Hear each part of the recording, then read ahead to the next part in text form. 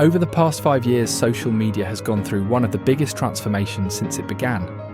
Platforms that once promised connection, creativity, and community have turned into something far more chaotic. Endless viral stunts, meaningless trends, outrage loops, anxiety spikes, and a level of distraction that's slowly rewiring how we think and how we live our lives. But the real question is this: what happened? Why does social media feel so much worse today than it did just a few years ago?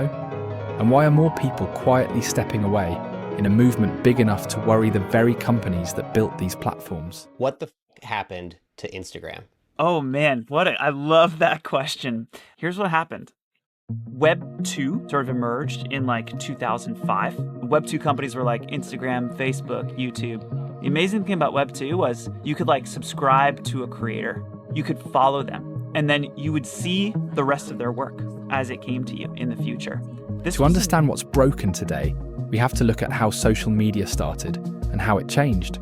When platforms like Instagram, Facebook, and early YouTube first emerged, they introduced something revolutionary: the follow.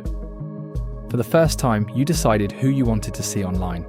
Your feed was built around real friends, real communities, and genuine interests. It felt personal. It felt human. It felt like your corner of the internet. But that version of social media didn't last. As these platforms grew larger, investors demanded something simple: more growth, more users, and more money. And that pressure pushed social media into a very different direction. We all know what happened next. Social platforms started to run ads, and ads made them a lot of money. So they scaled the model. Grow larger, show more ads. Get more users, show more ads. Hold users' attention for longer, show more ads. Get more data on who your customer is, their hopes, fears, and dreams, sell more expensive ads. Once ads became the main business model, everything changed. Social media wasn't about connection anymore. It became about capturing your attention for as long as possible. They are now trying to colonize every minute of your life. That is what these people are trying to do. Every single free moment you have is a moment you could be looking at your phone and they could be gathering information to target ads at you. That's what's happening. The longer you scroll, the more money they make. So these companies started engineering features designed to keep you hooked. Infinite scroll. When the biggest tech companies in the world are competing for your attention, they'll design features that exploit every human vulnerability they can find. Before this feature existed, websites had pages, natural breaks that let you decide whether to keep going or to stop. In 2006, interface designer Asa Raskin came up with an idea to replace those breaks with a never-ending feed. Without a stopping point and an endless stream of content, this simple feature can quietly steal hundreds of hours from your life every year. Personalized notifications, algorithmic feeds, emotional triggers, endless content loops, small design choices turned into psychological traps. The goal wasn't to keep you informed, the goal was to keep you scrolling. Platforms created a system that prioritized whatever grabs attention. Asa himself says he regrets creating it. I was blind to how it was going to get picked up and used not for people, but against people. And this was actually a huge lesson for me, that me sitting here optimizing an interface for one individual is sort of like, that was morally good. But being blind to how it was going to be used globally was sort of globally amoral at best, or maybe even a little immoral. And unfortunately, humans stare longer at anger, drama, and negativity than at peace or positivity. Then came the biggest shift of all: TikTok. TikTok explodes in popularity. It's surging in popularity here in the U.S. 15-year-old Charlie D'Amelio's new favorite pastime is making up dance moves for the social media app TikTok. This group of 20 talented content creators is part of a growing trend of young social media stars snapping up big real estate so they can physically be together to make videos 24/7. TikTok didn't just make short videos popular, it removed the follow entirely. Instead of showing you people you chose, it showed you content the algorithm believed you would watch the longest.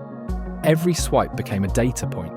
Every pause, every replay, every moment of attention trained the algorithm to keep you hooked. This system worked so well that every other platform copied it.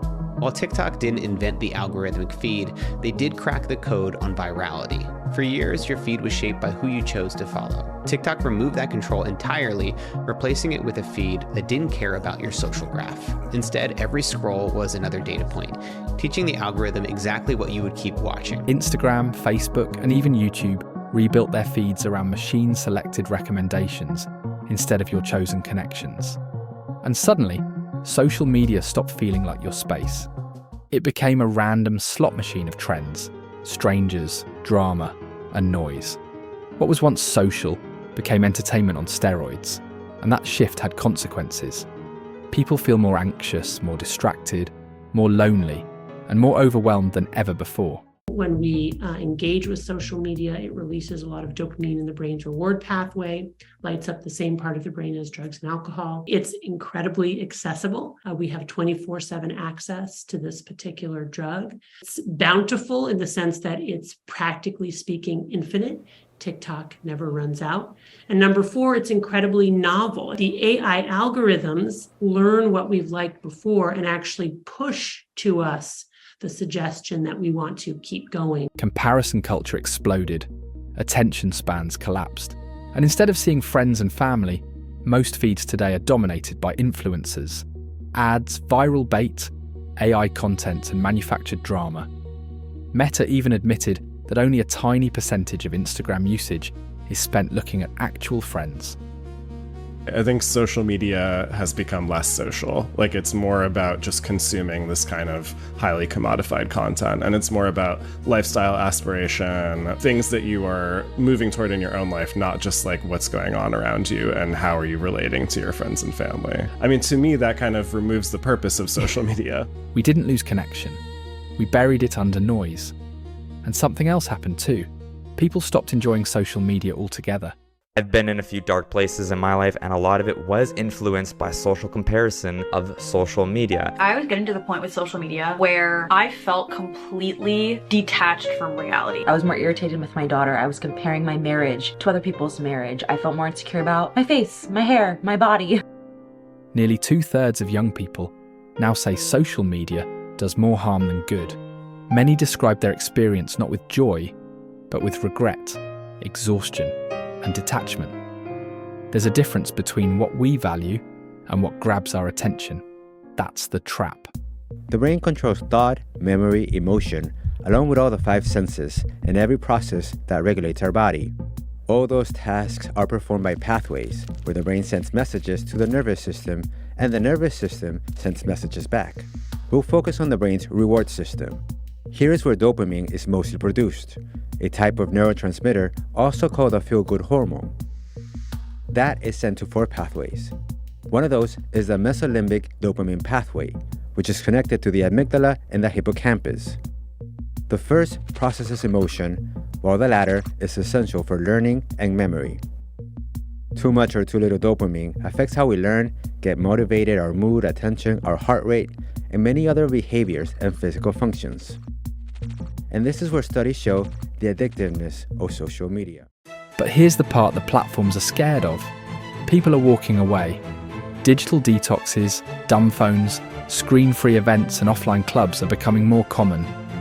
More users are deleting the apps altogether, not out of fear, but out of exhaustion. We're watching a quiet rebellion grow, a pushback against platforms that optimize themselves into something no one asked for. For the first time, people are realizing they're not missing anything by leaving. They're only missing noise, trends, and a temporary dopamine hit. In return, they're getting peace, focus, presence, and clarity. Social media isn't going away, and it's not about deleting everything or living off the grid. It's about reclaiming control. These platforms aren't designed for your well-being, so you have to be. We're still early in figuring out how technology fits into our lives. And despite the chaos, there's hope. Because people are waking up. They're questioning the system. They're choosing presence over performance. Social media changed. Now it's our turn to decide how we want to use it. Thanks for watching.